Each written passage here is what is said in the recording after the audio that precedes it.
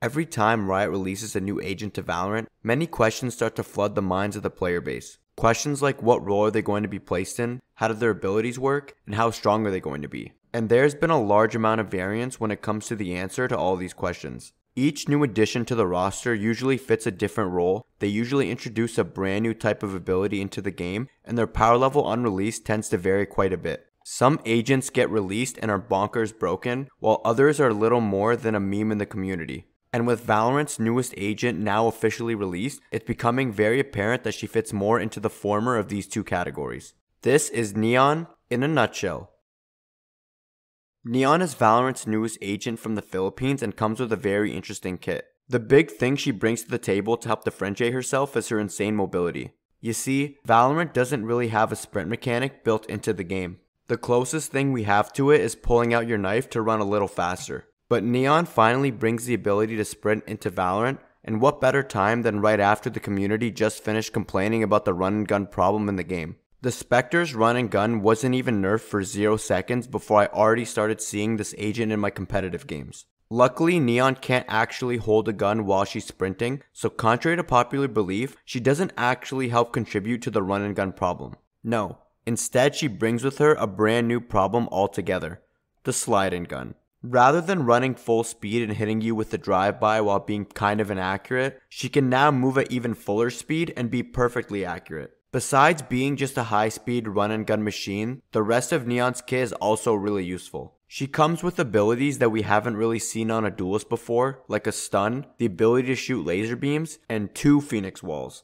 In terms of solo queue, she's one of those duelists that everyone wants to play all the time and can't help but insta-lock no matter what else is happening in the game. Almost like another Jett or Reyna. So if you were unhappy with seeing multiple insta-lock duelists before, well, I'm sorry to break it to you, but you're not gonna like this act. I really hope you weren't trying to be a Neon main, because she gets locked in faster than, well, Jett.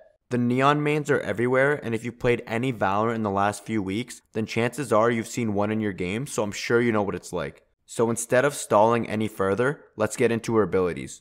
Neon's signature ability is High Gear, which is her aforementioned sprinting ability. Pressing the E button puts away Neon's gun, allowing her to sprint, and while sprinting you can press right click to perform an electric slide. Her sprint meter replenishes slowly throughout a round, but her slide can only be used once and requires 2 kills before it can be used again. Similar to Jett's dash or Phoenix's molly. This is what Valorant's all about. High speeds, action, and dying out of nowhere. I've already started to see some crazy stuff with Neon's movement like backwards slides and super bunny hopping. I swear when I'm attacking and there's a Neon on the enemy team, she's literally everywhere and it's all thanks to this ability. I've seen someone get opt C long on Haven, my entire team push onto A, and by the time we get from A lobby to site, she's already picking people off from A heaven. Her slide tackle is also pretty annoying to deal with in the same way that a Ray's satchel peek is.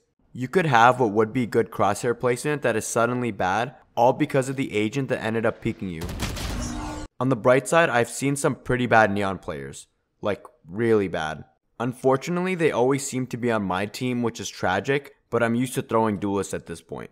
Honestly, getting the hang of her movement is a very important part to playing the agent, but if you do take the time to learn her, you can do some insane stuff with her. We've seen some cool stuff already, and I'm sure we'll only see more as time goes on. Neon's next ability is Relay Bolt, which is her stun. This ability costs 200 credits and she can hold up to 2 charges per round. Neon throws an energy bolt that bounces once and concusses the area around both surfaces hit. This is honestly her best ability and I'm not sure why more people aren't talking about it. Yeah, her sprinting and sliding is cool and flashy, but this ability just does the job. It comes out so fast, it's pretty much undodgeable, and the fact that it can stun multiple areas seems a little bit unfair. She can effectively stun pretty much anywhere you'd want to hide on a site if she uses it right.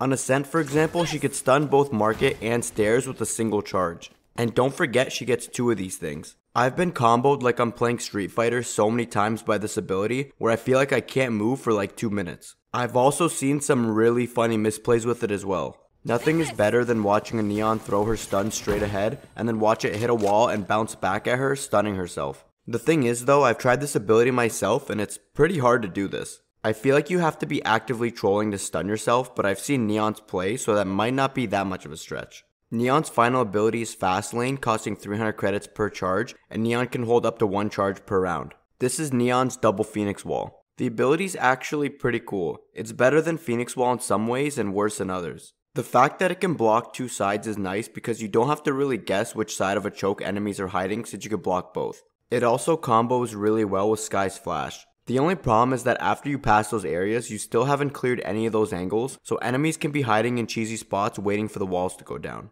There have been so many times where I've seen a neon firewall onto site on ascent, and then someone playing close right just sits there and kills half the team when it goes down since no one's clearing them. I've also never died more while out of line of sight than when I'm using this ability. The fact that it creates a narrow lane that you can be in makes it really easy for enemies to just spam and shoot you. Also, since you're running in a line if you stay in it, they can just strafe in between the walls, shoot you, and then run away. Also, I can only imagine how players use this wall in lower elos.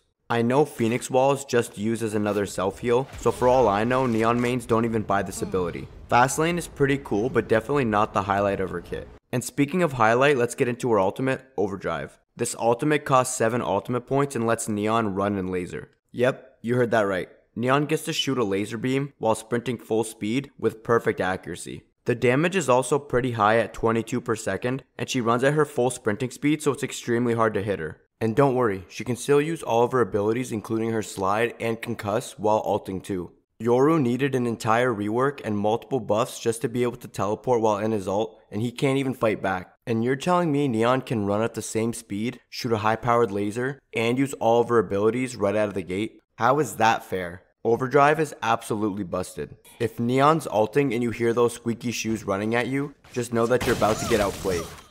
Neon is a pretty strong agent. She's only been out for a short time but has already become a fan favorite amongst duelist mains. She has a lot of built-in mobility in her kit that can allow for some really nice plays, one of the best CC abilities in the game, and an ultimate that'll make you quit the game. It's pretty common to see her taking over lobbies, and I can't wait to see where she ends up falling in the meta.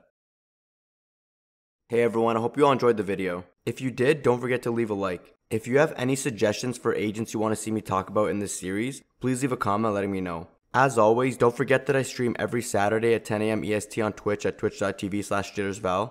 Also, follow me on Twitter if you'd like, I post on there pretty often. And if you want to join my Discord community, there will also be a link in the description for that as well. And finally, don't forget to subscribe for more Valorant related content.